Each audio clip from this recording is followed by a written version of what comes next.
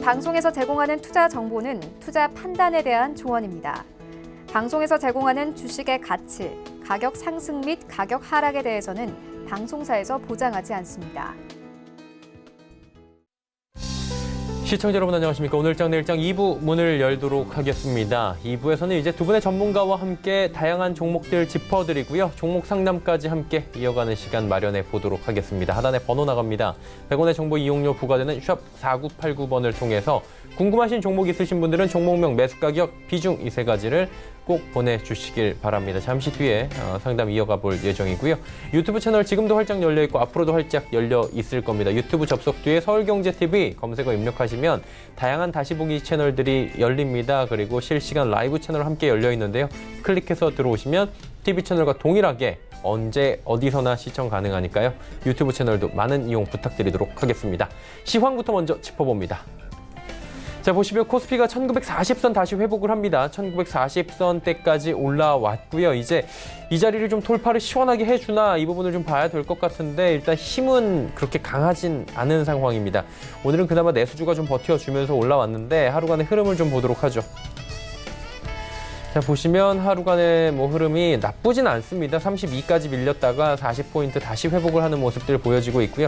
변동폭도 사실 오늘 하루 종일은 그렇게 크진 않고 계속해서 순환매 정도로 이루어지고 있다라고 보시면 될 것 같습니다. 수급 보도록 하죠. 기관만 삽니다. 그리고 기관의 매수 물량 늘어났고 연기금의 매수 물량은 더 늘어난 상황입니다. 개인 매도 물량 소폭 늘어났고요. 외국인도 소폭 매도 물량 쌓아놓고 있습니다. 자, 그렇다면 코스닥 시장을 좀 봐야 될 것 같은데 코스닥은 592. 일단 코스닥 같은 경우에는 전 시간대에 갑작스럽게 상승폭을 모두 내주면서 이러다 하락 전환하는 거 아니냐라는 의문까지 갖게 했었는데 다행히 보합권 수준에서 조금씩 올라오려는 움직임은 보여주고 있습니다. 하루간의 흐름 보시면 딱 답이 나오는데 보시다시피 597부터 591까지 2시 정도까지 쭉 빠져내려옵니다. 1시에서 2시 사이에 갑작스럽게 지수가 3포인트가 넘게 밀려 내려왔고요. 이후에 591포인트 찍고 다시 올라오는 상황입니다. 수급 주체 보면 개인만 사고요. 기관 전 주체가 팝니다. 그러다 보니 오늘 코스닥 쪽은 수급도 그렇게 좋지가 못한 상황입니다. 원달러 환율 짚어보도록 하죠. 원달러 환율 보시면 1211원 60전입니다. 전 시간대와 큰 변동 상황 없고 일단은 미중 간의 무역 분쟁이 좀 소강 상태에 접어들면서 안전자산 선호 현상이 조금씩 수그러들고 있는 모습은 포착이 됩니다. 금일 본 방송에서 제공해드리는 정보는 투자 판단에 대한 조언일 뿐입니다. 해당 주식의 가치와 수익률 보장해드리지 않는다는 점 참고해 주시길 바랍니다. 마감 전략 짚어보도록 하겠습니다. 오늘은 KTB투자증권 여의도 지점의 이성훈 과장 연결되어 있습니다. 과장님 안녕하세요. 네, 안녕하십니까. 네, 오늘 시장 오르고 있긴 한데 힘은 별로 없어 보입니다. 시장 상황 다시 한번 점검해 주시고요. 마감 전략 함께 들어보도록 하죠. 네, 생각보다 거래량이 많이 안 나와서 오늘 상승세의 의미를 두기엔 한계가 있다라고 좀 생각이 되고 있고요. 우선 글로벌 경기 침체 우려 그리고 미국의 부채금리 하락세가 두 가지 악재가 지난주에 시장을 장악했는데 이 두 가지 악재가 좀 진정세로 가면서 우선 시장 상승했던 코스피 상승세를 계속 유지하고 있는 모습을 보여주고 있다고 정리할 수 있겠습니다. 오늘 특징적인 종목이라고 할 수 있는 부분은 이제 조선주, 코스피에서는 조선주라고 좀 볼 수 있겠는데요. 2분기 실적이 전체적으로 안 좋았음에도 불구하고 이 조선주가 좀 호실적을 기록했던 부분이 이 3, 4분기 때도 실적 예상치 높이는 상황으로 가고 있습니다. 역시 이 부분이 주가가 반응하고 있다라고 볼 수 있겠고요. 우선 발주 증가 역시 이런 부분이 2분기 때 효과를 나타내주고 있고 또 원달러 환율 상승에 따른 실적 개선 효과가 더해지면서 이 조선주들의 그 분위기를 좀 좋게 만들고 있지 않나 이렇게 좀 생각이 됩니다. 자, 그렇다면 오늘 시장에서 저희가 관심 갖고 지켜볼 만한 종목이 있습니까? 네, 말씀드릴 종목은 스튜디오 드래곤을 좀 말씀드리도록 하겠는데요. 역시 지금 현재 시장에서는 철저하게 펀더멘탈로 접근하는 게 맞지 않나 생각이 되면서 이 스튜디오 드래곤도 2분기 실적 예상치보다 좋게 나와주면서 시장에서의 그 하반기 때 기대감을 더욱더 갖고 간다라고 좀 정리를 할 수 있겠고요. 우선 2분기 영업이익 같은 경우 작년 대비해서 40% 이상 늘었는데 일부 콘텐츠 쪽에서의 부진한 성과가 좀 나왔던 부분을 좀 넘어서면서 실적 발표하면서 시장에서의 기대감이 좀 커지고 있는 상황이라고 볼 수 있겠습니다. 특히 해외 판권 매출이 2분기 때 늘어나면서 이 해외 쪽에서 판권이 또 하반기 때 실적을 견인할 것으로 보여지고 있고요. 지금 현재 BEP, 아스타 연대기죠. 여러 가지 그 대작들이 BEP를 해외 판권만 한다면은 BEP의 넘는 수치가 예상이 되고 있기 때문에 이 스튜디오 드래곤의 추가적인 어떤 대작에 대한 기대감이 좀 시장에서 좀 있지 않을까 이렇게 판단이 됩니다. 우선 그리고 캡티브라고 얘기하죠. 이 TVN 같은 경우에도 어떤 캡티브로서 이 스튜디오 드래곤의 제작 편수에 따른 매출 부분을 그대로 나와줄 것으로 판단이 되고 있고요. 그렇기 때문에 스튜디오 드래곤도 5월달도 주가가 좀 지지부진했는데 현재 가격에서도 충분히 매수할 만한 구간이지 않나 이렇게 판단이 됩니다. 매수가는 59,800원, 목표가는 63,000원, 손절가는 53,000원 말씀드립니다. 네, 스튜디오 드래곤에 대한 이야기까지 들어봤습니다. 오늘은 KTB투자증권 여의도 지점의 이성훈 과장과 함께했습니다. 고맙습니다. 네, 감사합니다.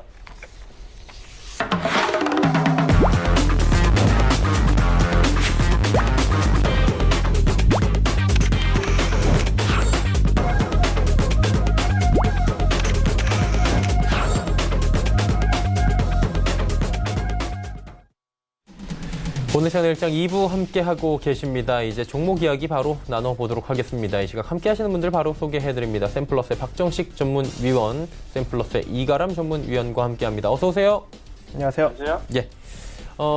시장을 살짝 보고 가도 괜찮을 것 같아요. 월요일이다 보니까 오늘 선물이나 아니면 지수 흐름들은 어떤지 좀 짚어주시겠습니까? 네. 일단 오늘 시장 긍정적으로 시초는 떠서 시작하면서 대다수 종목도 좀 양호한 흐름을 보여주고 있습니다. 다행히도 글로벌 시장 상승력으로 인해서 시초가 떠서 시작한 모습인데요. 근데 지금 다소 조금 이제 상승력이 시초 대비 많이 못 나오는 이유는 지지난주 금요일장부터 지속적으로 어떤 일이 발생이 되었습니까? 계속적으로 풋옵션 베팅력이 들어왔죠. 강력한 현물 매수 베팅력도 아직은 들어오지 못하고 있습니다. 그렇기 때문에 시초 대비 강력한 상승력은 나오지 못하지만 그래도 글로벌 시장 상승력으로 시초는 떠서 지금 그 상태를 유지해주는 도직격 흐름으로 흘러가고 있기 때문에 시장을 주도해주는 종목들은 움직이지 못하겠지만 개별주 위주의 종목들 상승력은 아주 잘 나타나고 있는 상황입니다. 특히 이제 코스닥 같은 경우에는 제약바이오 섹터가 좀 약세를 보이고 있는 상황이고 덩치 큰 통신 쪽 주도 섹터 종목들도 다소 상승력이 지금 나타나지 못하고 있는 그런 상황이다라고 보시면 좋을 것 같고 거래소 같은 경우에도 삼성전자, SK하이닉스가 시장을 주도했었는데 이 두 종목이 움직이지 못하자 지금 시초 대비 크게 상승력이 나오지 못하는 형국입니다. 또 의약품 섹터에서도 셀트리온 그리고 삼성바이오로직스가 움직이지 못하고 있는 형국이어서 근데 이 두 종목을 제외하고 그동안에 조금 많이 눌렸던 종목들은 오늘 다소 긍정적인 흐름을 보여주고 있습니다. 롯데케미칼도 3% 정도 상승력이 나오고 있고 한국전력도 한 4% 정도, 한국조선해양이 7%, 삼성중공업이 6%, 아시아나항공이 15%, 대우조선해양이 10% 막 이런 식으로 굉장히 긍정적인 흐름을 보여주고 있기 때문에 여러분들이 이제는 주도 섹터보다는 좀 개별 종목 위주, 그동안에 좀 많이 눌렸던 종목들 위주로 공략을 하셔야 될 것으로 보여지고 있습니다. 그리고 현재 시장이 상당히 좋지 않은 국면이죠. 그리고 아직까지도 그 시장 국면이 좋아질 기미가 아직은 보이지 않습니다. 물론 지금과 같은 시장의 기술적 반등력은 충분히 나올 수가 있는 형국이에요. 하지만 또 언제 어느 때 다시 또 우리 글로벌 시장 악재가 터질지 모르니까 그리고 지금 영국의 브렉시트 문제가 다시 한번 10월 달부터 나타날 수 있는 가능성 그리고 지금 홍콩의 지속적인 시위가 발생이 되면서 이 시위가 조금 과격해지고 군대까지 투입이 되게 된다면 유혈 사태가 일어난다면 또 홍콩 항생 지수에도 영향을 미치고 그 리스크가 그대로 우리나라까지 반영이 되는 그러한 리스크적 요인도 아직까지는 상존하고 있습니다. 그리고 미국 쪽도 지속적으로 이제 경기가 침체되는 여러 가지 경기 지표 그런 흐름들이 나타나고 있기 때문에 물론 이제 이번 주 연준에서 추가 금리 인하에 대한 어떤 뉘앙스, 그 잭슨 홀 미팅 때 이 파월 연준 의장의 어떠한 그런 비둘기적 발언 이런 것들이 있다면 뭐 시장은 뭐 기술적으로 단기적 반등력은 나타날 수 있겠지만 확연하게 시장이 강력하게 살아나는 흐름은 기대하기가 조금 어렵다라고 여러분들이 보시면 좋을 것 같아요. 그러면 이 짧은 시장 반등력이라도 만약에 나타나게 된다면 우리가 주도 섹터를 노려야 큰 수익을 낼 수 있겠습니까? 아니면 개별 종목 섹터를 노려야 큰 수익을 낼 수 있겠습니까? 개별 종목 위주로 여러분들이 노려야 큰 수익을 얻어갈 수 있다고 저는 생각을 합니다. 그렇기 때문에 시장이 크게 상승력이 나오기는 어려운 국면이니 그래도 짧은 반등력이라도 우리가 최대한 좀 취하려면 개별 종목 위주로 노리시면 긍정적인 결과를 얻어가실 수 있다고 생각을 합니다. 그리고 우리 지수 같은 경우에는 이 상태로 우리 코스피 같은 경우에는 1951선을 넘겨야 추가적인 기술적 상승력이 나타날 수가 있어요. 그래서 1951선을 넘기면 1988선 정도까지 좀 바라보시면 좋을 것 같고 우리 코스닥 같은 경우에는 지금 594선에서 지속적으로 걸려서 움직이지 못하고 있는 형국입니다. 근데 594선을 만약에 넘기는 흐름이 나타난다면 628선 정도까지 추가적인 기술적 반등력 노려보시기 바라겠습니다. 이상입니다. 네, 알겠습니다. 자세하게 하나하나 좀 짚어주셨고요. 자, 이번 이가람 위원께도 뭐 같은 질문을 드려보도록 하겠습니다. 금요일 시장 뭐 어떻게 지금 아직까지는 빨간불이긴 한데 어떻게 보시고 계신지 궁금하네요. 아무래도 우리 시장은 좀 글로벌 증시 영향을 좀 받아주면서 같이 좀 좋게 모습을 지켜졌는데 코스닥 쪽에서 오후 들어서 좀 빠지고 있는 부분이 좀 상당히 아쉽기는 합니다. 하지만 그렇다고 해서 모든 종목이 빠지는 거는 아니고 또 테마주들이 좀 순환매를 좀 들고 있고 기존에 강세였던 테마들은 좀 많이 좀 수급이 빠져나가면서 새로운 테마주들에서의 수급이 좀 상당히 많이 들어와주고 있고 오후 들어서도 또 특징적으로 나타나고 있는 종목들이 좀 굉장히 많습니다. 그렇기 때문에 시장은 좀 하락세로 지금 보합권까지 내려와 주고 있지만 종목별 장세가 지속적으로 펼쳐지고 있는 모습이기 때문에 뭐 수익을 내는 뭐 매매를 하는 거에 있어서는 트레이딩 관점으로만 본다라고 하게 되면은 뭐 그렇게 크게 어려운 시장은 아니다라고도 보여지는데 또 한 가지 특징적인 게 오후 들어서 급락이 나타나는 종목들이 좀 많이 발생이 되고도 있습니다. 또 기업 종목별로서의 악재가 많이 나타나고 있기 때문에 종목에 대해서 진입을 하실 때는 이 기업에 대한 안정성까지도 좀 체크를 해가면서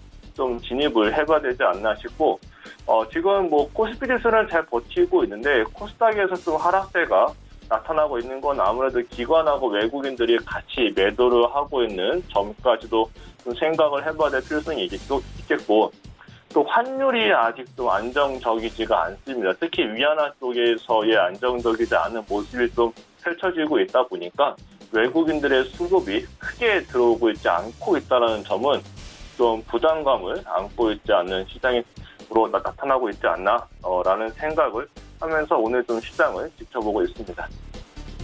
네, 시장에 대한 이야기 두 분과 함께 나눠봤습니다. 뭐 결론적으로 보자면 아직까지도 뭐 하방 경직성이 완벽하게 만들어진 것도 아니고 조금은 보수적으로 계속해서 좀 진입을 해보자. 진입할 때는 현금 비중을 항상 어느 정도는 유념하자라고 말씀을 해주셨습니다. 사실 뭐 박 의원님, 네. 지난주하고 크게 기조는 안 달라진 것 같아요. 네, 기조는 바뀐 거 없습니다. 왜냐하면 수급이 지속적으로 아직까지 외국인들이 강력하게 풋옵션을 베팅하고 있고요. 그러니까 저번 주 그다음에 지난주 그 전주부터 금요일부터 지속적으로 지금 한 대략 6일 연속 오늘까지 하면 7일이죠. 7일 연속 지금 풋옵션 베팅력이 지속적으로 들어오고 있기 때문에 현재 시장 상승력이 나오더라도 그 상승력은 강하게 높게 올라갈 수는 없는 그런 상태다라고 보시면 좋을 것 같아요. 그래서 만약에 글로벌 증시 호재로 인해서 우리 증시가 반등력이 일정 부분 기술적으로 나오더라도 그 기술적 반등력은 오래 나타나지는 못할 것이다. 그래서 일정 부분 반등력이 나올 때 우리는 최대한 좀 취하고 다시금 또 리스크가 발생이 되면 또 이번 하락 장세, 이제 7월 하락 장세만큼 또 강력하게 또 빠질 수 있는 여력도 존재하거든요. 그래서 우리는 계속적으로 트레이딩 관점으로 그리고 중장기 투자는 조금 극단적 저평가 종목이 아닌 이상 웬만하면 좀 하지 않으셨으면 좋겠습니다. 그래서 웬만하면 매수가 위주의 철저한 트레이딩 관점 그런 식으로 매매를 하셔야 혹여 리스크가 발생이 되더라도 빠르게 매수가에서 치고 빠져나오고, 그리고 증시가 좋으면 매수가 위로 올라갔을 때 단기적 수익 창출하고, 이런 식으로 트레이딩 관점 강력하게 이야기해 드립니다. 네. 그럼 그러한 관점에서 볼 때 오늘 어떤 종목 좋은지 바로 들어가 볼까요? 네. 저는 이제 지속적으로 이제 여러분들한테 종목을 좀 리뷰를 해드리고 있죠. 예. 그래서 한국 프렌지 좀 보도록 하겠습니다. 한국 프렌지 같은 경우에는 중장기 투자가 가능한 그런 종목 중에 하나입니다. 왜냐하면 시장이 좋지 않기 때문에 제가 여러분들한테 뭐 시장에서 반짝반짝 튀는 그런 종목들을 언급드리는 게 아니라 좀 시장 대비 상당히 좀 극단적으로 내려온 종목들을 여러분들한테 언급을 드리고 있어요. 그래서 이 한국 프렌지도 그런 종목 중에 하나다라고 여러분들이 보시면 좋을 것 같고, 한국 프렌지 여러분들이 잘 아시다시피 자동차 부품을 만드는 회사이고 범현대 계열 회사이기도 하고, 또 밑으로 쭉 내려보면은 순자산 가치가 2,093억을 형성하고 있습니다. 근데 이 기업의 재무 상태상 순자산 가치가 2,093억인데 현재 시가총액은 516억으로 자기 순자산 가치 대비 거의 4분의 1 토막 나 있는 그런 상황이라서, 시장이 급격하게 하락이 나오더라도 현재 주가 위치 대비 많이 빠지기가 좀 어려운 그런 상황이다라고 여러분들이 보시면 좋을 것 같아요. 그런데도 불구하고 지속적으로 흑자를 내고 있는 그런 기업입니다. 흑자를 내고 있음에도 불구하고 순자산 가치 대비 4분의 1 토막이니 나중에 시장이 다시금 때가 됐을 때 살아나고, 또 이 자동차 섹터가 부각받게 된다면 이 한국 프렌지 같은 경우에는 중장기적으로 자기 순자산 가치만큼 찾아가더라도 현재 주가 대비 4배 정도는 올라갈 수 있는 그런 여력이 있는 회사다라고 여러분들이 보시면 좋을 것 같고, 그러면은 우리가 지금과 같은 이 불안한 시장 속에서 한국 프렌지 같은 경우는 어떻게 접근을 해야 될까요? 저는 개인적으로 매번 언급드리지만 1,700원 이하로 분할로 평단을 최대한 낮추면서 시일을 두고 조금씩 매집을 한다면 이 종목은 시간이 한참 지나서 손실이 날 수 없는 기업이다 라고 여러분들한테 계속 언급을 드리고 있습니다. 그래서 과거에 1,700원 정도 찍었을 때 제가 이 종목을 상당히 여러 번 리뷰를 해드렸었죠. 5월 달에 언급드렸을 때는 언급하자마자 2,300원 정도 때까지 상승이 나와서 여러분들한테 큰 수익을 한번 안겨드렸었고, 그 다음에 다시 내려왔을 때 1,700원짜리에서 단기 수익을 창출할 수 있었었고, 또 이번에 1,700원 밑으로 1,550원 사이로 모아가라고 이야기를 했었는데, 시장이 좀 생각보다 급락이 강력하게 나오자 투매가 나오면서 그 한 단계 더 밑에까지 내려갔었죠. 한 대략 1,400원대까지. 근데 지금 다시 어떻게 됐어요? 올라서면서 만약에 1,700원에서 1,550원 사이로 분할 매수해서 평단을 만드신 분들은 지금 또 수익권에 놓여져 있다라고 여러분들이 보시면 좋을 것 같아요. 그래서 이 종목 같은 경우에는 1,700원에 딱 사는 게 아닙니다. 1,700원에 좀 사고 내려오면 조금씩 추가 매수하면서 평단을 끌어내리는 거예요. 그래서 다시 1,550원대까지 내려올 걸 감안하고 분할로 매수를 하시는 게 좋을 것 같고, 저는 웬만하면은 이 기업 같은 경우 1,700원의 매수가를 형성하기보다는 1,700원 이하로, 즉 1,600원 이하로 평단을 만들어 가려고 노력을 하신다면 나중에 또 이 종목은 또 시간이 지나서 또 수익을 또 주는 그런 종목이 된다. 그리고 나중에 이 섹터가 부각받으면 그대로 상승력이 강력하게 나오면서 4배 정도까지 기대 수익을 창출할 수 있는, 왜냐면은 순자산 가치가 2,000억이라고 했잖아요. 현재 시가총액이 얼마입니까? 500억이기 때문에 자기 순자산 가치 시가총액이 만약에 순자산 가치만큼 형성이 된다면, 즉 2,000억만큼 상승이 나온다면 현재 주가 대비 4배 정도는 올라가게 되겠죠. 그리고 만약에 이쪽 자동차 계열 섹터가 진짜 시장에 강력하게 부각을 받아서 자기 순자산 가치 이상 부각받게 된다면 뭐가 되는 거예요? 이제 10배, 20배 이렇게 상승이 나올 수 있는 그런 대수익을 낼 수도 있는 그런 기회도 여러분들이 만들어낼 수가 있는 겁니다. 그래서 이 한국 프렌즈 같은 경우에는 웬만하면 1,700원 이하로 시일을 두고 조금씩 현재 시장이 좋지 않죠. 그래서 좋지 않기 때문에 이런 종목들을 최대한 평단을 낮춰서 이 기회에 매집을 하는 거예요. 이 지금과 같이 시장이 불안하지 않는다면 이 종목이 이런 가격을 주겠습니까? 그렇죠? 안 주겠죠. 그래서 여러분들이 이때가 기회다. 그리고 아직 시장의 약세 국면은 끝나지 않았기 때문에 여러분들이 마음의 여유를 가지고 느긋하게 1,700원 이하로 평단을 한번 끌어내려 보시기 바라겠습니다. 다음 종목 보도록 하겠습니다. 자, 세종공업 보도록 하겠습니다. 세종공업.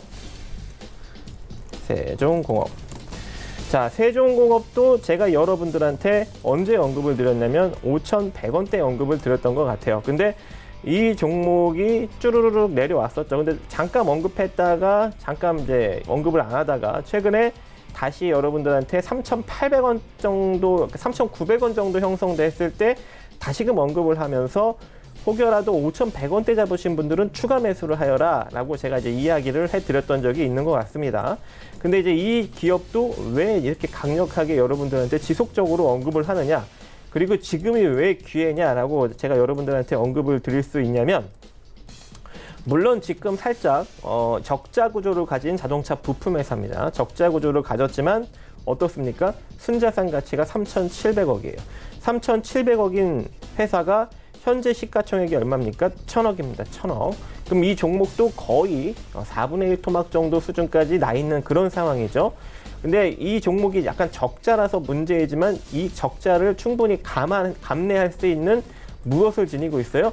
현금성 자산을 지니고 있습니다. 그래서 이 재무제표를 보서 현금 흐름표를 보시면 밑으로 쭉 내렸을 때 기말 현금성 자산이 무려 1분기 기준으로 951억이나 있기 때문에 여러분들이 우려하시는 뭐 대규모 유상증자나 그리고 뭐 시비 발행 이런 것들이 나올 수가 없는 그런 상태다. 그리고 지금 현재 이미 좀 극단적으로 저평가가 돼 있는 상황이기 때문에 이 위치에서 만약에 대규모 유상증자나 뭐 전환사채 발행 같은 게 만약에 나타난다. 이 정도 현금을 보유하고 있는 기업이 만약에 그런 걸 한다라고 한다면 이거는 기존 주주들의 돈잔치다라고 여러분들이 판단하시면 좋을 것 같아요. 그러면 오히려 그 유상증자 가액 있죠. 그 가액이 하방 제한적 포지션이 될 수가 있다. 이 기업 같은 경우에는. 왜? 이미 극단적 저평가이기 때문에.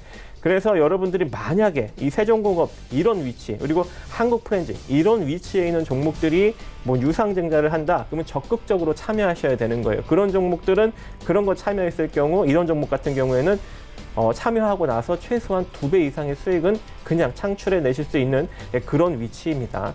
왜냐하면 기존 주주들의 돈잔치가 될 것이기 때문에. 그래서 이 세종공업 같은 경우도 여러분들이 좀 적극적으로 눈여겨보셔야 되는 것이고, 이미 이제 5,100원대 매수를 하고 3,900원 정도 때 추가 매수하신 분들은 평단이 한 4,400원 지금 정도 아마 형성이 됐을 거예요. 그죠? 지금 현재 상황에서 여러분들이 또 어떻게 하느냐? 없으신 분들은 매수하셔도 돼요. 없으신 분들은 1차 매수하시고, 만약에 평단을 만드신 분들이라면 지금 평단에 추가 매수한 거 있죠? 3,900원에 추가 매수한 거를 회수를 합니다. 그 물량만, 그 수량만 매도를 해서 회수를 해놓고 자금 확보를 해놓고, 만약에 시장이 또 한 번 리스크가 나오면서 세종공업이 또 한 번 밀리게 된다면 다시 3,700원대 추가 매수를 하면서 평단을 한 번 더 끌어내리는 거예요. 자, 그런 식으로 여러분들이 이런 종목을 이렇게 시장 흐름에 맞춰서 평단을 만들어 가신다면 이 종목도 때가 됐을 때 자기 자산 가치만큼 올라가면 지금 현재 주가 대비 최소 3배에서 많게는 4배 정도까지 기대 수익을 창출해낼 수 있는 그런 위치가 된다라고 여러분들이 판단하시면 좋을 것 같습니다. 그리고 이 세종공업 같은 경우에는 여러분들이 아시다시피 그 자동차 부품이지만 그 수소 자동차 차체 부품 쪽을 좀 많이 생산해내고 있기 때문에 추후 자동차 섹터가 강력하게 부각받을 경우 이 수소차 섹터에 엮이면서 강력한 상승력도 나타날 수가 있는 극단적 저평가 종목임을 여러분들이 다시 한번 인지하시기 바랍니다. 자, 다음 종목 한번 보도록 하겠습니다. KC 보도록 할게요.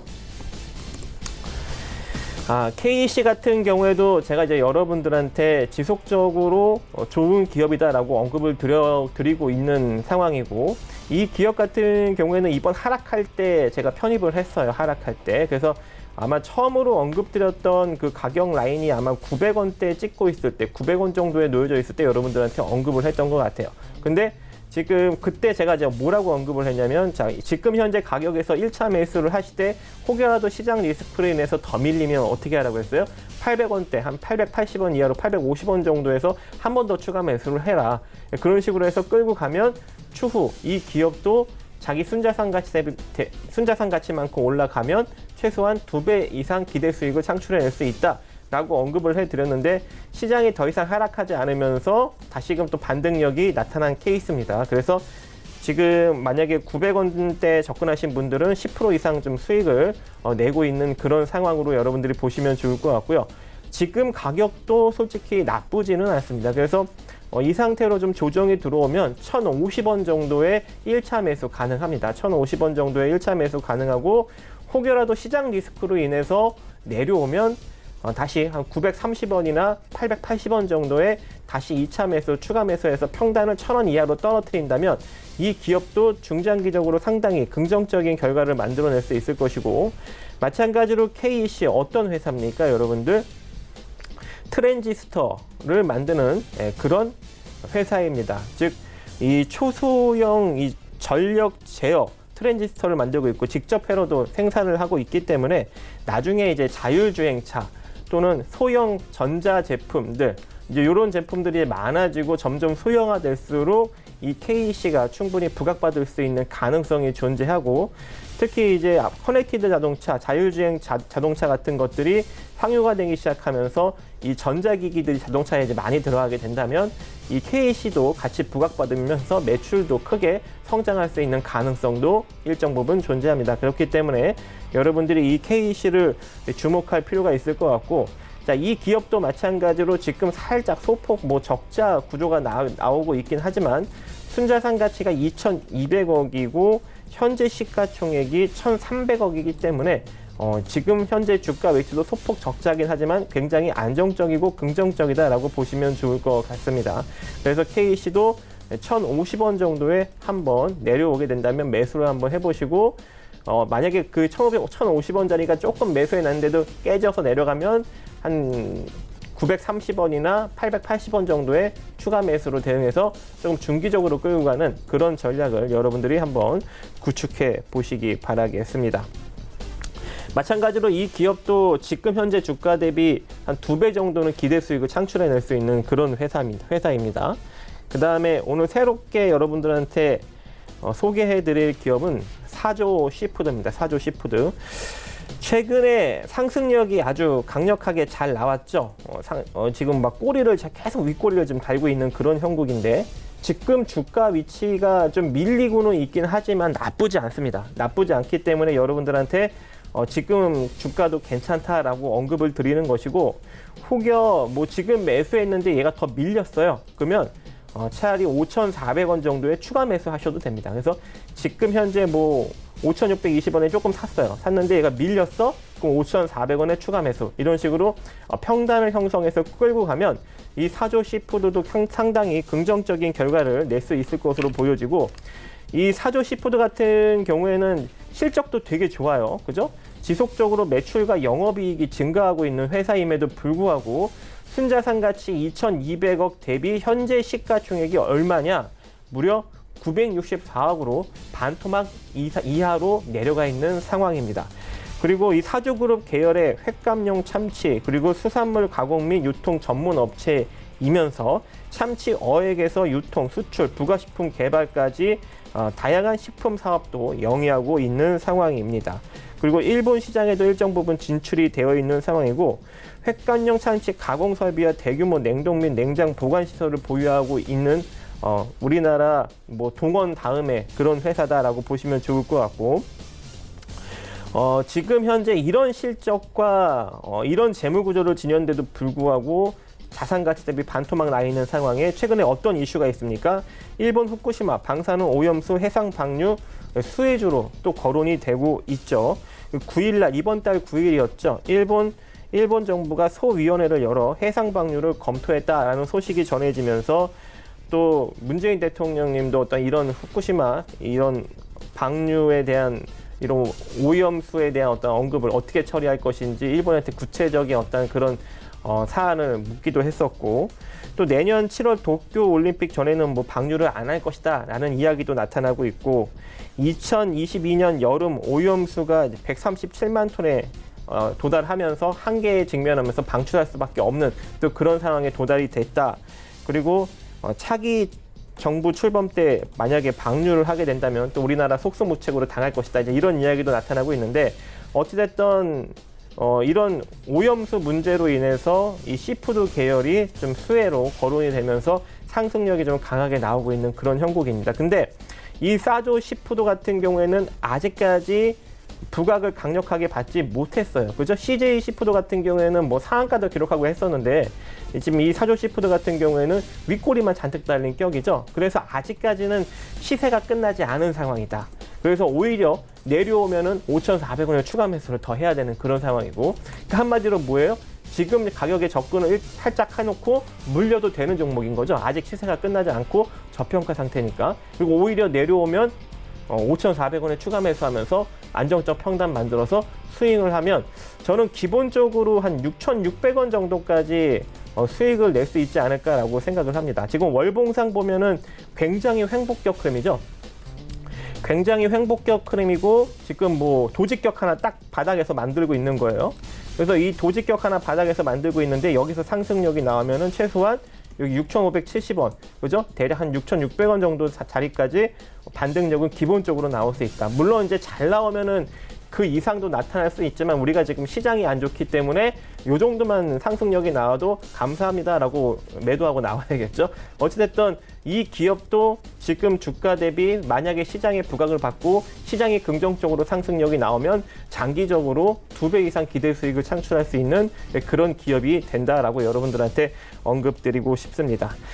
자, 그리고 이제 다음 종목 한번 보도록 하겠습니다. 우리의 이제 애증의 종목이죠. 어떤 종목입니까? 여러분들 다 아시죠? 바로 롯데쇼핑입니다. 자, 롯데쇼핑이 이제 바닥을 제가 한 12만 원 정도에 다질 것이다라고 저번에 이제 언급을 드렸었죠. 언급을 드렸었는데 정확하게 11만 9천 원 찍고 지금 4% 정도, 5% 가까이 상승력이 나타나고 있어요. 그래서 제가 오늘 시초 형성되면서 한 2, 3% 정도 상승력 나오는 거 보고 롯데쇼핑이 바닥을 다진 것 같습니다. 그래서 신규 접근하실 분들은 신규 접근하시고, 그리고 만약에 추가 매수 하실 분들 중에 여유 자금이 충분하신 분들은 추가 매수 가능하지만 만약에 여유 자금이 없이 마지막 배팅력을 고려하고 계신 분들이라면 그냥 홀딩하십시오 라는 이야기를 했어요. 근데 지금 굉장히 이제 시세 흐름이 긍정적으로 나타나고 있는 그런 형국이거든요. 그래서 제가 지금 딱 조사를 해보니까 한 14만 원에서 13만 원대 평단이 많이 형성이 되고 있는 것 같아요. 우리 시청자님들이. 그래서 만약에 이제 그 정도 평단을 형성하고 있으면 굳이 뭐 그러니까 돈이 많으시면 추가 매수해도 되는데 돈이 그렇게 여유가 없으신 분들은 그냥 홀딩 하세요. 그냥 홀딩 하시면 적어도 한 14만 7천 원 정도까지는 반등력이 좀 단기 중기적으로 좀 나타날 수 있을 것 같습니다. 그리고 시장이 조금 괜찮아지면 16만 원대까지는 또 금방 올라갈 수 있으니까 그렇게 여러분들이 판단을 하시면서 대응하시면 좋을 것 같고, 롯데쇼핑도 상당히 저평가죠. 2019년에 실적이 크게 개선되고 있음에도 불구하고 지금 순자산 가치 11조 6천억인데 이 11조 6천억 대비 현재 시가총액이 3조 5천억이기 때문에 나중에 장기적으로 보면 여러분들이 지금 주가 대비 한 대략 3배 가까이 기대 수익을 창출할 수 있는 그런 기업입니다.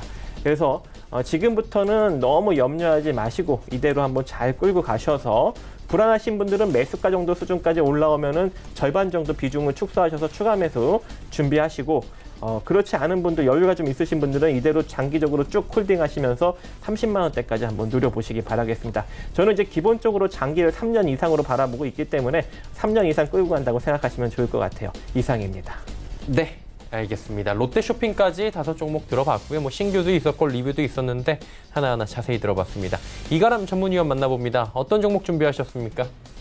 네, 첫 번째로 말씀드릴 종목은 제가 계속적으로 말씀드리고 있는 코오롱 글로벌이 되겠습니다. 이 코오롱 글로벌 지금 조정 이후 오늘 3%대의 강세를 보여주고 있는데, 코오롱 그룹 계열사로서 건설과 상사, 자동차 판매업을 하고 있는 곳입니다.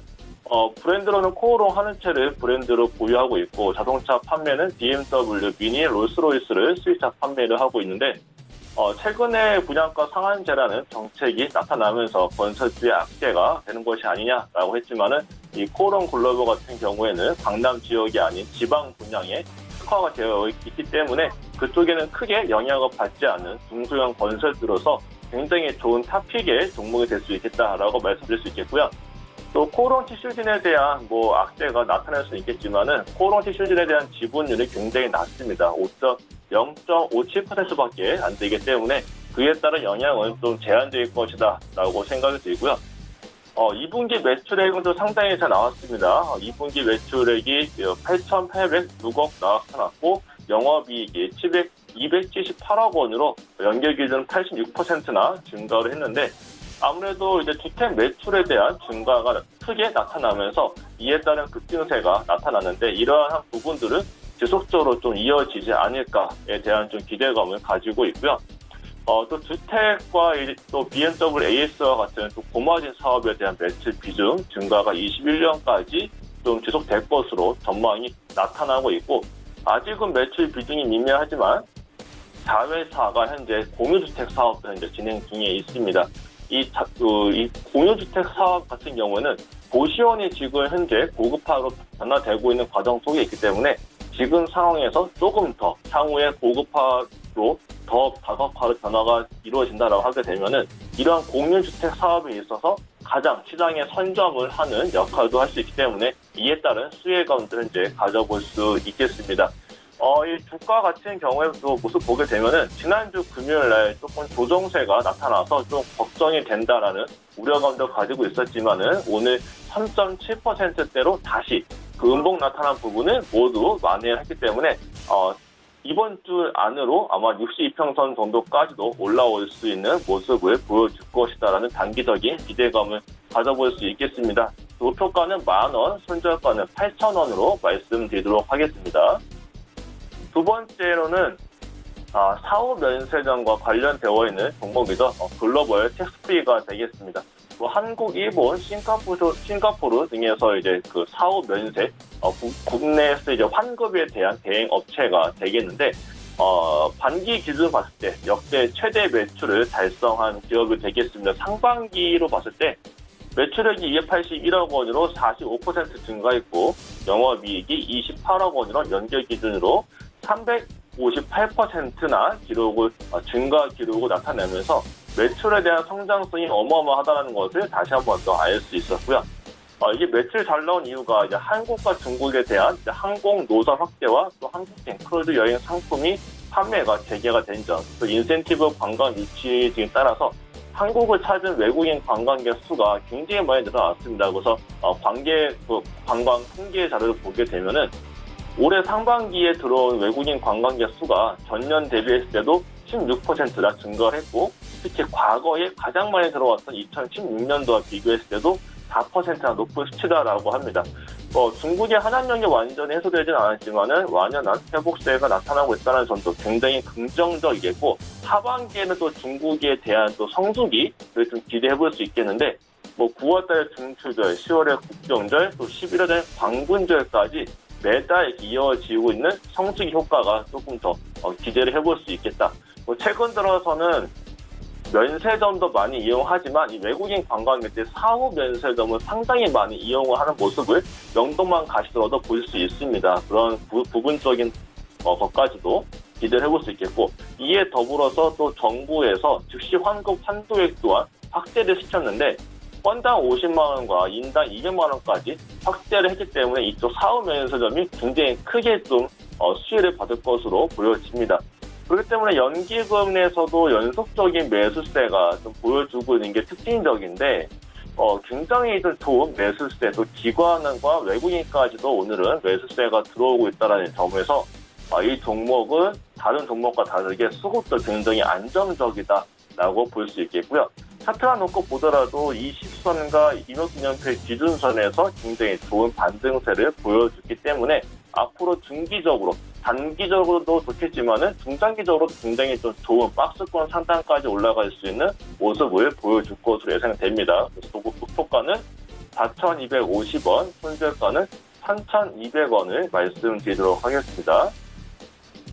세 번째로는 SKC라는 종목이 되겠습니다.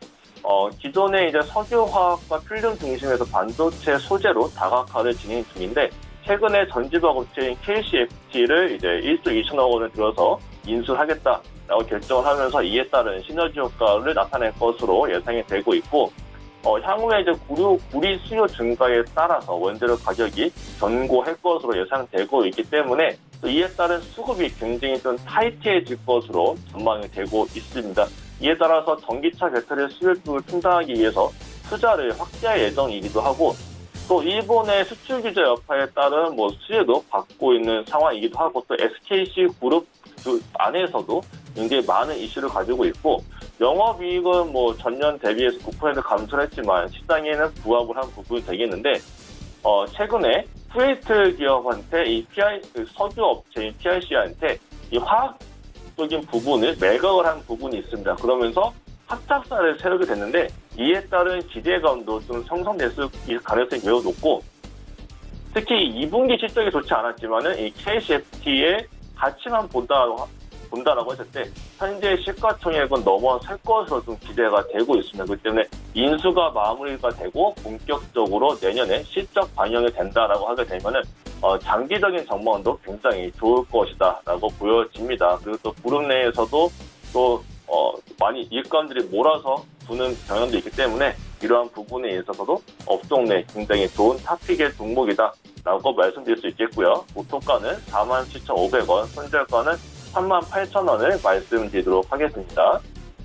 자, 네 번째로는 KG 이니시스입니다. 제가 이 종목을 정확히 일주일 전에 말씀드린 종목이 되겠는데, 오늘만 놓고 봤을 때도 엄청난 급등세를 연출하고 있는 종목이 되겠습니다. 모두 아시는 것처럼 전자지불 대행 서비스를 주요 사업으로 하고 있는 전자결제 업체가 되겠고요. 자체 개발한 브랜드 이니페이를 통해서 현재 결제 서비스를 제공 중에 있습니다. 휴대폰 결제 서비스 업체인 KG 모빌리언스의 최대 주주로도 있고, 영업이익도 상당히 잘 나타나고 있고 404억을 기록하면서 2.2% 증가할 정도로 영업이익이 나타나고 있는데, 아무래도 지난번에 이제 네이버와 GS홈쇼핑이 자체적인 결제 사업을 추진하면서 또 KG 이니시스에 대한 매출이 좀 많이 줄어들었지만은 다른 곳에서의 좀 거래 대금이 늘어난 부분도 있고요. 또 수익성이 높은 온라인 이 VAM 밴 매출 같은 경우도 상당히 많이 늘어나고 있기 때문에 올해 연간 매출액이 110억 원 수준으로 예상이 되고 있는 만큼 올 하반기까지도 굉장히 좀 기대감을 가져볼 수 있겠다라고 말씀드릴 수 있겠고요.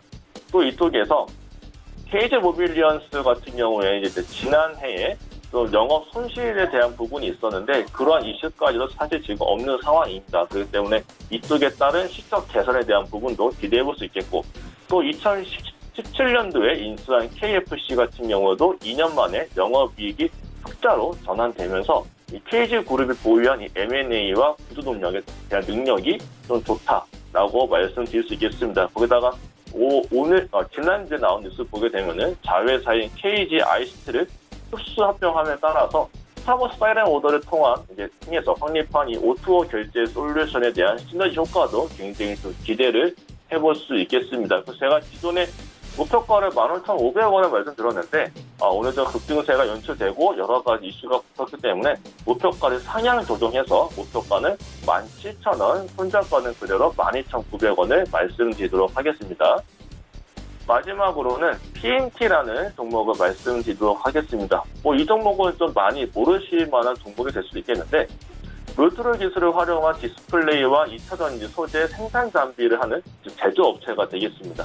주요 매출처로는 LG화학과 삼성 SDI, LG전자, SK이노베이션 등이 있고, 이쪽에 필수 장비를 제조하고 있는 만큼 고객사 확보가 굉장히 좋고요. 또 많은 업체들이 국산화 장비를 많이 바꾸고 있다는 점에서 수혜를 받을 것으로 예상이 되고 있습니다.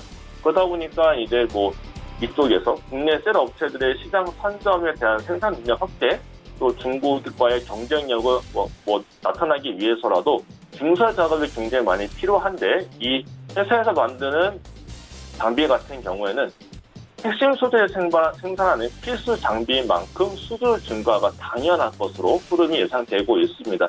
또 2분기 매출액을 보더라도 매출액만 60% 이상 증가했고 영업이익은 무려 104%나 증가할 정도로 굉장히 실적도 잘 나오고 있는 회사가 되겠고, 또 일본과의 수출 규제 관련으로 해서도 국내 웨이퍼 그라인딩 생산하는 부분도 부각이 됐었기 때문에 이쪽에 대한 이슈도 이어질 것이고, 또 지난주에 제가 금요일날 말씀드렸을 때도 중국과의 또 수출 관련 계약이 있었습니다. 그 416억 원 규모의 관련 설비 공급 계약이 있었을 정도로 수주가 굉장히 잘 나오고 있는 기업이다. 그 차트도 놓고 봤을 때 바닥권에서의 올라가는 탈출형 모습을 보여주고 있기 때문에 굉장히 단기적으로 빠른 흐름을 나타낼 것으로 예상이 되고 있습니다. 그래서 목표가는 5,750원, 손절가는 4,400원을 말씀드리도록 하겠습니다. 자, PNT까지 5종목 들어봤습니다. 이제 단기 접근 종목들 좀 살펴봐야 될 텐데 경인양행 지난 시간에 말씀해 주셨나요? 예, 결과 어땠습니까? 손절됐습니다. 손절됐습니까? 그러니까 일본 관련주들이 지금 뭐 반사익주들이 진짜 급등락이 심하긴 하더라고요. 이게 원래 그날 제가 예. 이제 언급했던 날 실적 발표가 있었어요. 예. 실적 발표가 있었는데 이때 상승력이 나왔어야 되는데 실적 발표가 긍정적으로 됐음에도 불구하고 상승력이 안 나왔거든요. 그래서 바로 매도를 해야 되는데 방송이다 보니까 방송을 언급하고 바로 이제 매도를 해야 되는데 그걸 언급을 이제 못 드린 거죠. 예, 그래서 그날도 아마 제가 언급 드렸을 거예요. 만약에 실적 발표가 있는데 예. 예, 안 가면 밀릴 수 있으니까 손절 라인 짧게 제시를 해드렸는데 어찌됐든 이거 오늘 손절 라인이 이미 이제 무너졌는데도 불구하고 매도를 안 하신 분들도 분명히 있을 거라고 생각을 합니다. 근데 버티지 마시고 일단은 매도를 했다가 차라리 저 밑에까지 내려오면 다시 복수하시는 게 좋을 것 같아요. 그래서 내려왔을 때 여러분들이 복수할 수 있는 가격 포지션이 7,800원 라인입니다. 7,800원. 대략 7,780원 정도 여기서 복수하시고 지금 현재는 일단 손절을 해놓고 좀 관망의 자세를 취하는 것이 좋지 않을까라고 생각을 합니다. 네, 알겠습니다. 자, 그러면 오늘은 어떤 종목을 볼까요? 사조 시푸드입니다. 사조 시푸드요? 네. 예. 지금 사조 시푸드 같은 경우 다시 또 종가가 좀 올라섰네요. 아까 좀 이제 밀렸었는데 지금 제가 이제 굉장히 긍정적으로 이제 이 종목 같은 경우에는 물려도 되는 종목입니다, 여러분들. 뭐 제가 이렇게 언급하는 건 그만큼 자산 가치가 굉장히 지금 낮게 형성된 그런 종목이고 충분히 이제 이슈력으로도 올라갈 수 있는 그런 위치에 놓여져 있기 때문에 이 종목은 여러분들이 좀 물려 들어가도 되고 그리고 혹여 내려오면은 손절하지 말고 5,400원에 적극적으로 추가 매수를 하셔라. 그러면 여러분들이 최소한 평단 위에서 수익 매도를 할 수가 있는 그런 흐름이 필연적으로 나올 겁니다. 아시겠죠? 그래서 지금 현재 가격에 그냥 1차 매수 하시고 내려오면 5,400원에 2차 매수 하셔서 평단 만들어서 스윙으로 끌고 가시면 최소한 뭐 6,000원 이상, 6,600원까지 여러분들이 수익을 낼 수 있을 것이고 만약에 뭐 5,400원이 깨지면서 훅 밀리는 그런 경우가 또 생길 수도 있잖아요. 그렇기 때문에 손절 라인을 5,350원으로 제시해 드릴게요. 5,400원이 깨지면서 확 밀리면은 단기적으로는 움직이지 않는다는 거니까 그렇다고 또 굳이 또 여러분들이 뭐 손절할 필요 없이 그냥 버티면 되는 종목이기도 하지만 그래도 여러분들이 답답할 수 있으니 5,350원을 손절 라인으로 정해드리고 이대로 상승하면 6,600원까지 상승력 한번 추구해 보시고 내려오면 5,400원의 적극 추가 매수. 자, 여기서 마치도록 하겠습니다. 네, 사조 시푸드 말씀해 주셨고요. 이관우 위원님 지난 시간에 PNT 말씀해 주셨는데 오늘도 추천 종목이 있었고요. 결과 어땠습니까? PNT 단기적으로 굉장히 좋은 흐름이 나타났습니다. 오늘 장중에 4.8% 단기적인 상승세가 연출됐고 역시나 지금 이평선, 62평선에서 굉장히 좋은 지지를 받으면서 올라갔기 때문에 앞으로도 올라갈 것으로 예상이 되고 있습니다. 거래량이 상당히 안 나왔어요. 금요일날 거래량이 굉장히 많이 나왔는데 불구하고 오늘은 거래량까지 굉장히 6분의 1 정도로 급감을 했는데 불구하고 3%가 올라갔다? 이러한 얘기는 어떤 게 말이 되냐면 내일부터라도 다시 한 번 더 이번 주 안으로 다시 한 번 더 급등세가 연출될 수 있는 모습을 우리가 예상을 해볼 수 있는 그런 기대감까지도 가져볼 수 있겠다라고 보여집니다. 그렇기 때문에 거래량이 안 나오면서 바닥에서 올라가는 것은 굉장히 좋은 현상입니다. 그렇기 때문에 이 종목 못 잡아서 아쉽다라고 하시는 분들이 있다라고 하시게 되면은 오늘 종가 부분에서라도 이 부분 들어가신 다음에 분할 매수로서 내일까지 진행한다라고 하게 되면은 이번 주에 조금 더 좋은 결과까지도 얻어가시지 않을까 싶고 목표가를 제가 5,750원에 말씀드렸는데 거기가 이동평균선, 장기선이 242평선이 있습니다. 그렇기 때문에 그 부분을 넘기긴 사실 좀 어려워 보이기 때문에 단기적인 흐름으로는 5,750원까지 놓고 보시면 굉장히 좀 좋은 흐름세가 이어지지 않을까라고 보자라고 말씀드리도록 하겠습니다. P&T에 이어서 오늘은 그렇다면 지금 한 5분 조금 넘게 남았거든요. 짧은 시간 동안에 좀 볼만한 종목 있습니까?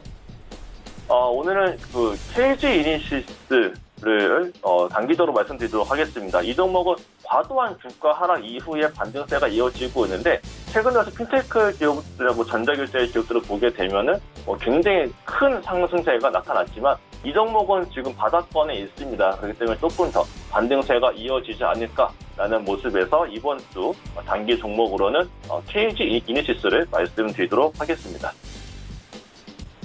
KG 이니시스 들어봤고요. 그러면 짧게 오늘 특징주만 좀 짚어보도록 하겠습니다. 박 의원님, 명찰이 또 이렇게 열정적으로 하시다 보니까 살짝 들어갔어요. 박정식이 잘 보여야 되잖아요. 네. 오늘 어떤 특징주가 딱 보이시던가요? 짧게 좀 부탁드리겠습니다. JMT입니다. JMT. 오늘 삼성 디스플레이도 마찬가지고 LG 디스플레이도 마찬가지고 이제 LCD 생산량을 감축하고 이제 본격적으로 이제 OLED 쪽으로 가려는 움직임이 보여지고 있습니다.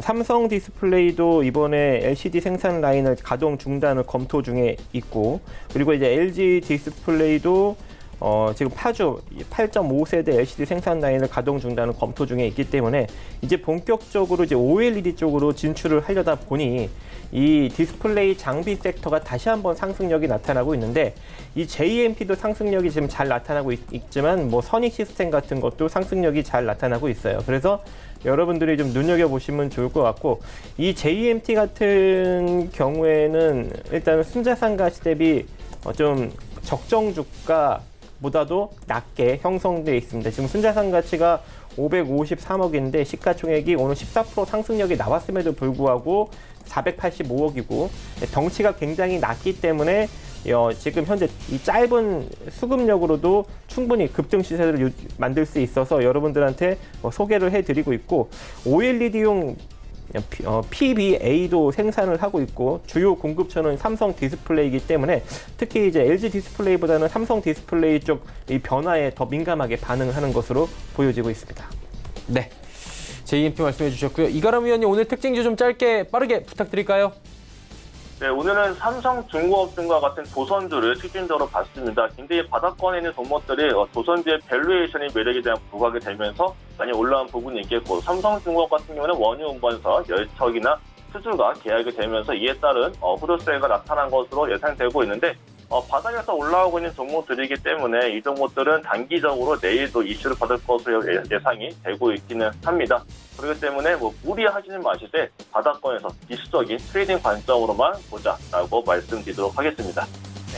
삼성중공업까지 이야기 들어봤습니다. 이제 마감 지수 체크해 보도록 하겠습니다. 코스피부터 만나보도록 하죠. 1940선 지금 이탈하지 않으면서 또 지금 하루가 마감이 될 것 같은데 동시효과 좀 지켜봐야 될 것 같고요. 흐름 마지막으로 정리합니다. 보시면 1942호 장중 고점이고요. 고점 부근 이대로 가면 마무리가 예상이 되는 겁니다.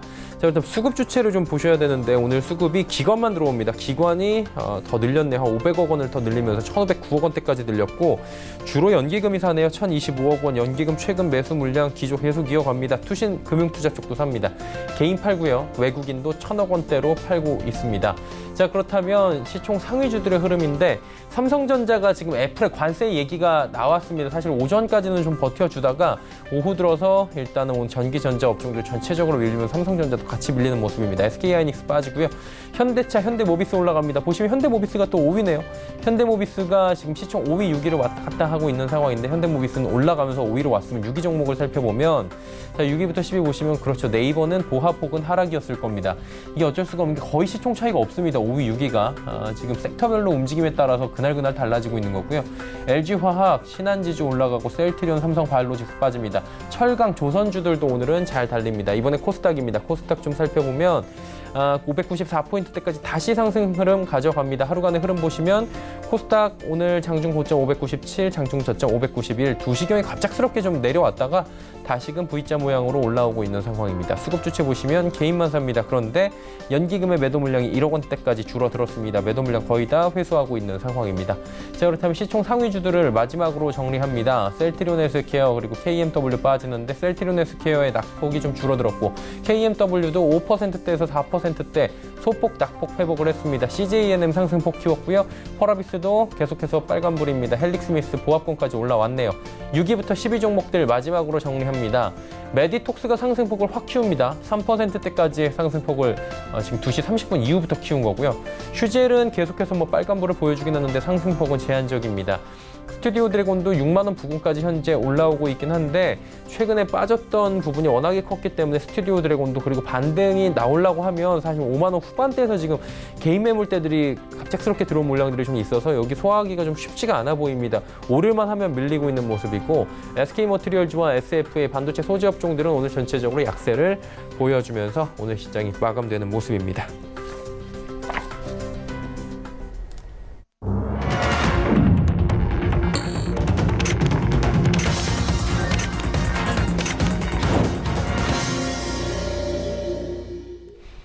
네, 월요일 시장이 모두 마감이 됐습니다. 오늘 시장에 대한 이야기를 먼저 잠시 나눠봐야 될 것 같은데 지수 자체로 봤을 때는 크게 문제는 없어 보이는데 좀 답답한 느낌을 지울 수가 없어요, 시장에서는. 박 의원님. 일단은 글로벌 시장 흐름이 가장 핵심 포인트인 것 같아요. 그쵸. 이대로 상승력이 나타나려면. 근데 지금 현재 글로벌 시장의 상승력이 나타나기에는 조금 여러 가지 악재가 많이 존재합니다. 일단 첫 번째로 미국 시장도 이제 본격적으로 지금 침체 국면, 뭐가 됐습니까? 장단기 금리 역전 현상이 발생이 되었죠. 2년물과 10년물의 역전 현상이 이제 발생이 되었기 때문에 이제 본격적으로 리세션, 경기 침체 우려가 불거지고 있는 그런 상황입니다. 그로 인해서 이번에 이제 FOMC 회의록 발표도 있고 목요일 날 새벽이죠. 그리고 우리 또 연준에 미국에서 이제 잭슨 홀 미팅도 있기 때문에 이때 이제 파월 연준 의장이 어떤 식으로 발언하냐에 따라서 우리 글로벌 증시가 이제 상승력이 일정 부분 나오느냐 나오지 못하느냐가 달려 있는 것 같고, 근데 지금 단순히 이 미국만의 문제만 있는 것이 아니죠. 일단은 미국과 중국 간의 이 무역 전쟁 기조도 더욱더 좀 가속화되고 있고, 화해의 어떠한 이런 거래 연장을 해줘야 되는데 이것도 최근에 도널드 트럼프 대통령이 우리는 화해와 이제 거래하기 싫다라고 하면서 지속적인 이제 무역 전쟁 기조를 좀 더 강화하는 그런 뉘앙스를 풍기고 있는 와중에 거기에 홍콩에서 뭐가 났습니까? 이제 시위가 불거지기 시작했죠. 여기서 이제 유혈 사태까지 퍼지면은 홍콩 항생 지수도 약간 리스크가 발생이 되면서 우리나라 증시까지 영향을 줄 수 있는 가능성. 근데 여기까지만 있는 게 아니죠. 일단은 일본과 우리나라의 어떤 그런 수출 규제 문제, 거기에 유럽 쪽도 문제가 발생이 되고 있습니다. 최근에 이탈리아가 연정이 좀 무너지면서 다시 총선으로 들어가면서 새로운 총리를 뽑으려 하고 있고, 만약에 지금 현재 총리가 그만두고 새로운 총리가 들어설 경우 지속적으로 이제 적자 재정을 더 늘릴 수 있는 가능성이 존재하면서, 그렇게 되면 이제 EU와 지속적으로 트러블이 발생이 되고, 영국에서는 지속적인 이제 브렉시트, 특히 이제 노딜 브렉시트를 강력하게 추진하려고 하고 있죠. 최근에 이제 보리스 존슨 신임 총리가. 그렇기 때문에 이제 이 10월 31일까지가 이제 만기인데 이때까지도 해결점을 찾지 못하고 진짜 노딜로 들어가게 된다면 굉장한 혼란을 줄 수가 있습니다. 그렇기 때문에 현재 우리 증시에서는 솔직히 긍정적인 게 하나도 없습니다. 하지만 최근에 조금 급락이 강력하게 나왔죠. 급락이 강력하게 나왔기 때문에 일정 부분 기술적 반등력은 나타날 수 있어요. 그래서 우리는 최대한 그 기술적 반등력에서 취할 건 취하고 줄 거 주고 일정 부분 정리를 한 다음에 다시금 또 리스크가 출현한다면 최대한 현금을 들고 리스크를 또 해지하고, 다시금 그 리스크가 끝나고 일정 부분 조정력이 마무리되면 다시 재접근하면서 짧은 또 단기 수익을 내는 그러한 철저한 리스크 대응 모드로 우리가 좀 대응을 해야 되는 것이 아닌가라고 생각을 합니다. 근데 지금 현재 이 수급적인 측면을 좀 보면은 오늘장도 외국인들이 선물 매수와 풋옵션 베팅을 좀 같이 하고 있어요. 이렇다는 건 결과적으로 양방향 베팅을 한다는 거거든요. 양방향 베팅. 과거에도 우리 증시를 일정 부분 상승력을 일으켰을 때 언제였습니까? 이때였죠. 과거에도 일정 부분 조정력을 주고 2019년 이제 28일 날까지 이제 조정력을 주고, 그리고 5월 28일까지 주고, 그 다음에 6월 28일까지 반등력이 나왔을 때도 지속적으로 풋옵션을 베팅하면서 현물 매수력으로 끌어올렸거든요.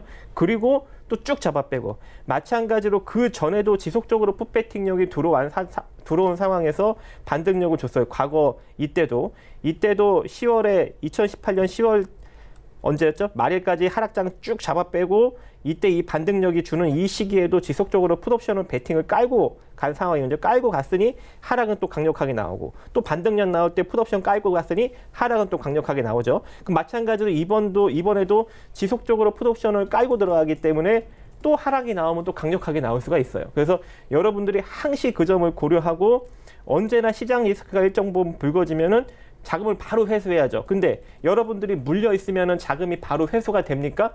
본전 때문에 절대 안 되죠. 시장이 안 좋은 거 알면서도. 그렇기 때문에 철저하게 매수가 기준의 트레이딩 관점에 매매를 해야 된다는 거예요. 자, 여기까지입니다. 네.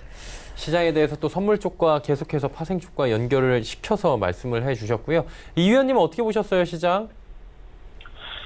제가 지난주 금요일 날 마감 때 뭐라고 말씀드렸냐면 이번에 그 2년물과 10년물의 역설 현상은 단기적으로 좀 해소가 될 가능성이 있다. 왜냐하면 또 그런 또 이슈가 나타날 거기 때문에 뭐 해소될 것으로 예상했었는데 역시나 금요일 날 장기 금리가 상승을 하고 단기 금리 하락하면서 역전 현상은 다시 또 해소가 된 부분이 있습니다. 이번 주에는 또 FOMC하고 잭슨홀 컨퍼런스 이후에 또 파월 연준 의장의 발언까지 이어지기 때문에 시장에서는 이러한 금리에 대한 기대감으로 증시가 좀 반등이 나타나지 않을까에 대한 부분, 기대감을 좀 가질 수 있겠는데 문제는 그 이후에 뭐냐면 다시 또 금리에 대한 이쪽에 대해서 금리 인하에 대한 기대감에 대한 부분들은 재료 소멸로 나타날 가능성이 있습니다. 그렇다면 뭐냐? 다시 또 미중 무역 분쟁과 독일 경제 쪽으로 시선이 돌아갈 가능성이 매우 높습니다. 그렇다면 시장이 반등하는 것은 상승으로 반전하기 위함이 아니고 하단 박스에서 그냥 상단까지 올라가는 기술적 반등으로만 봐야 되지 않을까. 그렇다면 내 종목 또는 뭐 시장이 올라가거나 또는 내 종목이 올라온다라고 하게 되면은 최대한 현금 확보를 하는 좀 기회를 보자라고 말씀드릴 수 있겠고요. 수급을 본다라고 하더라도 코스피는 지금 외국인이 13거래 연속 순매도를 보여주고 있고 기관만이 기관에서 연기금만, 특히 연기금만이 매수세를 보여주고 있고 코스닥은 개인 외에는 매수세가 지금 보이고 있지 않을 정도로 적극적인 베팅을 하기에 좀 부담스러운 위치입니다. 그렇기 때문에 바이앤 홀딩을 하기보다는 바이앤 셀 전략인 트레이딩 관점으로만 지켜보고 보수적으로 굉장히 짧은 종목별 장세로만 대응을 하자라고 말씀드리도록 하겠습니다. 말씀을 두 분께 들어봤고요. 이제 지수를 정리를 해보도록 하겠습니다. 코스피 지수 나왔나요? 확인해 보도록 하죠. 코스피가 0.66% 올라오면서 1939.90, 1940선이 살짝 이탈이 됐고요. 코스닥 살펴봅니다. 코스닥이 0.52% 올라오면서 594.64포인트의 거래가 마감이 됐습니다. 그래도 2시 30분 정도부터 다시 올라오기 시작한 코스닥 지수가 어느 정도 지금 올라온 상황에서 마무리가 됐고요. 환율 살펴보도록 하죠. 원달러 환율이 오늘 20전 올랐네요. 1211원에 정확히 마감이 됐습니다. 자, 이제 종목 상담 바로 이어가 보도록 하겠습니다. 첫 번째 종목은 7397번님의 M+입니다. 16,600원에 매수가고 비중은 30%, 종목 상담 부탁드립니다. 라고 문자를 보내주셨습니다. 어떻게 할까요? M+는 박 위원님? 자, M+ 같은 경우에는 지금 예. 신자산 가치 대비 시장에 좀 부각을 받고 있어요. 여러분들도 아시다시피 M+ 같은 경우에는 어떤 회사입니까? 파우치형 전기자동차용 리튬이온 2차 전지 조립 공정 장비를 만드는 그런 회사죠. 그렇다 보니까 상장 시점부터 상당히 고평가로 상장이 된 그런 기업이에요. 이 기업 같은 경우 자 이제 월봉 흐름을 보시면 상장된 지 얼마 안 됐죠. 언제 됐습니까? 2017년 9월 달에 됐는데 이때 당시 뭐 3만 원대까지 찍었었어요. 내려왔다가 다시 또 3만 원대까지 올라가고. 근데 지금 현재 주가 위치가 어떻습니까? 375억짜리 회사가 현재 시가총액이 849억이에요. 그러면 3만 원대 찍었을 때는 시가총액이 대략 2배 정도 가까이 갔겠죠. 한 대략 1,600억대.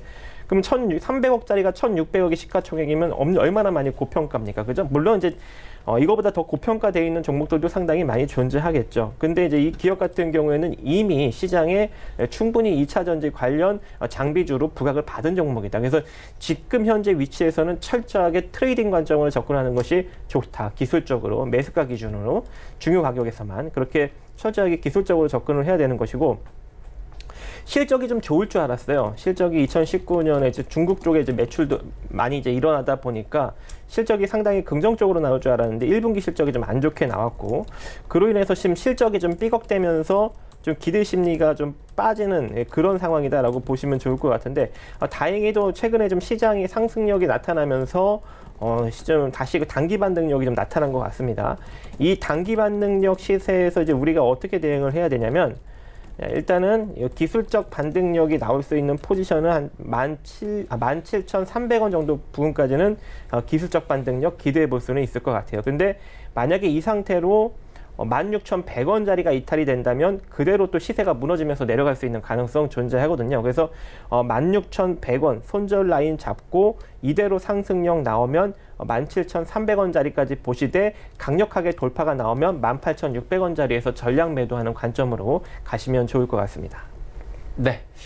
M+ 이야기 나눠봤습니다. 다음 종목 상담 바로 이어가 보도록 하겠습니다. 두 번째 종목은 KPF입니다. 4,000번님께서 보내주셨고요. 4,900원 매수가, 비중 절반입니다. 이가람 위원님 어떻게 할까요?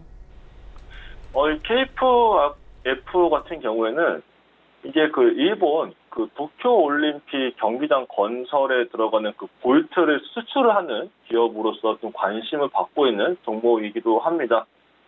차트가 굉장히 좀 급락 이후에 급반등세가 나타나면서 상당히 많이 올라와서 오늘도 추가적인 조정 이후에 추가적인 상승 여력이 굉장히 잘 나오고 있어서 4,900원이면은 좀 수익이 좀 굉장히 잘 나와주고 있는 상황으로 보여집니다. 비중이 50%이기 때문에 이 정도에서는 한번 1차 수익 실현을 봐야 되지 않나라는 생각을 하고 있는데, 일단은 아래로 다시 빠진다라고 하게 되면은 5,050원이 이탈된다라고 하게 되면은 짧지만 전량 수익 실현을 보시고요. 위로 올라간다라고 하게 되면 1차적으로 5,500원 부근에서는 1차 수익 실현 보면서 비중을 절반 또는 3분의 2 정도를 덜어내신 다음에, 그 이후로는 잔량은 이동평균선 5일선을 보면서 5일선 이탈 시에는 전량 매도를 하고 5일선을 지키고 꾸준하게 올라간다라고 하게 되면은 지속적으로 지켜보셔도 되겠지만은 시장 상황을 놓고 봤을 때 꾸준하게 올라가기에는 좀 쉽지 않아 보입니다. 그렇기 때문에 5,500원 부근에서는 좀 비중을 많이 수익 실현하는 전략을 말씀드리도록 하겠습니다. 네, 다음 종목 상담 바로 이어갑니다. 3910번님의 이화공영 올라와 있고요. 매수가 8,500원. 이번에도 비중이 높아요. 50%. 네. 사실 급등락이 좀 잦은 종목이잖아요. 그렇죠. 이제 이명박 정부 때부터 4대강 관련 수혜주로 거론이 되면서 상당히 급등력이 나왔었고, 예. 최근에 이제 대북 관련 이제 SOC 관련 쪽이 부각받으면서 시세가 또 한 번 급등력이 나왔던 그러한 종목입니다. 그렇게 이제 급등력이 나오다 보니까 이 종목 같은 경우에는 상당히 조금 시장에 고평가로 부각을 받고 있어요. 지금 위치도 자기 자산 가치 대비 좀 높게 형성이 되고 있는 그런 위치입니다. 적자 기미가 살짝 있는 그런 회사이고, 그리고 순자산 가치는 417억 정도 위치에 있는데, 지금 시가총액은 많이 내려왔다고 생각하시겠지만 1,028억으로 다른 토목 관련 회사들에 비해 상당히 좀 높게 주가가 위치해 있는 그런 상황입니다. 그래서 이 종목은 철저하게 조금 트레이딩 관점으로 접근을 해야 되고, 물려 들어가면 안 돼요. 이런 종목 같은 경우에는. 그래서 웬만하면 물려 들어가지 말아야 되는데 지금 이미 좀 물린 상태죠. 이 종목이 이제 저평가 상태라고 여러분들이 판단하시려면, 자, 월봉상 흐름 봤을 때 과거에 2012년도에 한 1,300원대, 1,400원대, 1,500원대 움직였던 요 시기 있죠. 이때가 저평가예요, 이때가. 지금도 마찬가지. 지금 재무구조상으로 만약에 보편적 저평가를 논한다면 2,000원 이하짜리가 저평가라고 볼 수가 있는 겁니다. 근데 지금은 어떻게 해요? 상당히 높게 부각을 받고 있죠. 그래서 철저하게 좀 트레이딩 관점으로 접근을 해야 되는 것이고, 그리고 최근에 이제 우리 국내에서 다시 또 SOC 바람은 또 불 수 있을 것 같아요. 내년 정도부터 정부가 본격적으로 예산을 편성해서 이제 본격적으로 이제 경기를 살리는 SOC 관련 이런 허가를 많이 내줄 것으로, 그리고 또 집행을 할 것으로 보여주고 있는데, 만약에 그렇게 된다면은 이 이화공영도 다시 한번 또 시세를 만들어낼 수가 있겠죠. 근데 그 전에 얘가 움직이지 못하고 만약에 이대로 밀렸을 경우 또 타격도 심할 수 있지 않겠습니까? 그래서 차라리 물려 들어가지 마시고, 여기서 만약에 더 내려가면 차라리 손절을 했다가 저 밑에서 다시 재공략하면서 복수를 하시는 게 좋을 것 같고요. 그래서 손절을 하게 되면 5,000원짜리를 손절 라인으로 정해드리도록 하고, 만약에 이 상태에서 반등이 나오면 6,200원짜리가 현재 기술적인 제한적 반등력이다라고 보시면 좋을 것 같아요. 시세가 강력하게 나오려면 이 종목 같은 경우에는 이슈가 붙어야 되는데, 현재 시점에서는 강력한 이슈력이 되기에는 SOC 쪽이 좀 애매합니다.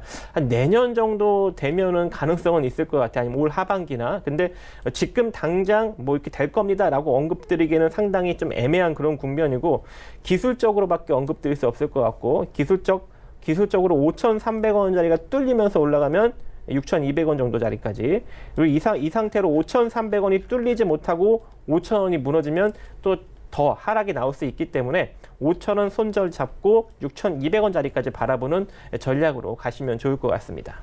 네, 알겠습니다. 이화공영 이야기 들어봤고요. 한 종목만 좀 짧게 더 이어가 보도록 하겠습니다.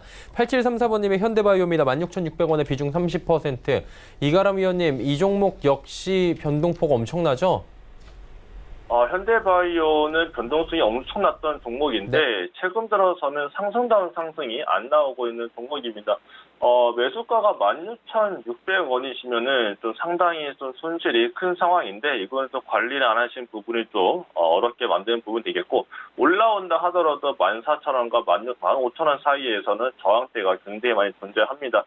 이러한 종목들은 좀 시세가 끝났다라고 봐야 되기 때문에 11,000원 이탈 시에는 무조건 손절 보시고요. 만약에 올라간다라고 하게 돼도 14,000원을 넘기기엔 쉽지 않을 겁니다. 올라오게 되면 14,000원에서는 전량 손절 매도, 내려온다라고 하게 되면은 11,000원 이탈 시에도 전량 매도 의견을 드리도록 하겠습니다. 알겠습니다. 현대바이오에 대한 이야기까지 함께 들어봤습니다. 이쯤에서 두 분은 먼저 보내드리도록 하겠습니다. 샘플러스의 박정식 전문위원, 샘플러스의 이가람 전문위원이었습니다. 고맙습니다. 감사합니다. 금일 본 방송에서 제공해드린 정보는 투자 판단에 대한 조언이었습니다. 해당 주식의 가치와 수익률 보장해드리지 않는다는 점 참고해 주시길 바랍니다. 오늘장 내일장 저희가 준비한 소식은 여기까지입니다. 편안한 오후 시간 보내시길 바랍니다. 내일 오후 2시에 뵙겠습니다. 고맙습니다.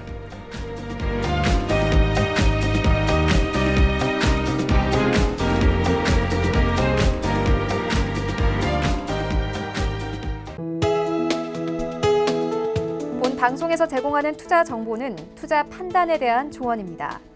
방송에서 제공하는 주식의 가치, 가격 상승 및 가격 하락에 대해서는 방송사에서 보장하지 않습니다.